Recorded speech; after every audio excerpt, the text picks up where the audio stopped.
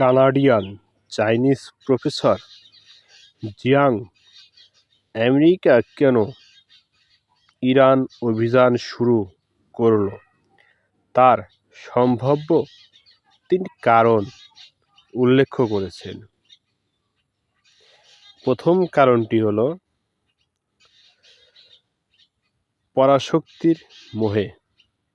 যদি ইতিহাসে দেখা যায়, পরাশক্তি এভাবেই চিন্তা করে। ভেনেজুয়েলার সফলতার আমেরিকাকেও ওভার কনফিডেন্স করে।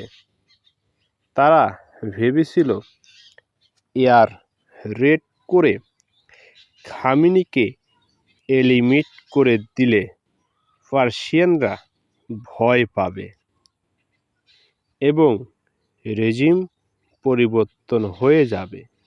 কেন জার্মানি সোভিয়েত ইউনিয়ন আক্রমণ করে? কারণ তারা সহজেই পুরো ইউরোপ দখল করতে চেয়েছিল।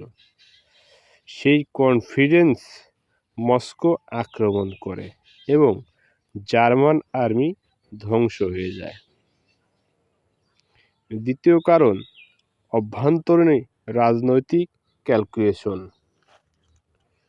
যদিও যুদ্ধে আমেরিকার কোনো লাভ নেই, কিন্তু ট্রাম্পের অধিকাংশ ব্যক্তিগত লাভ আছে।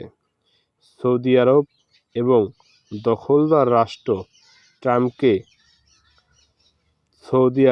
ট্রাম্পের মেয়ের জামাই ব্যবসায় $2 বিলিয়ন বিনিয়োগ করেছে। জো লবিং গ্রুপ বিনিয়োগ করেছে। তারা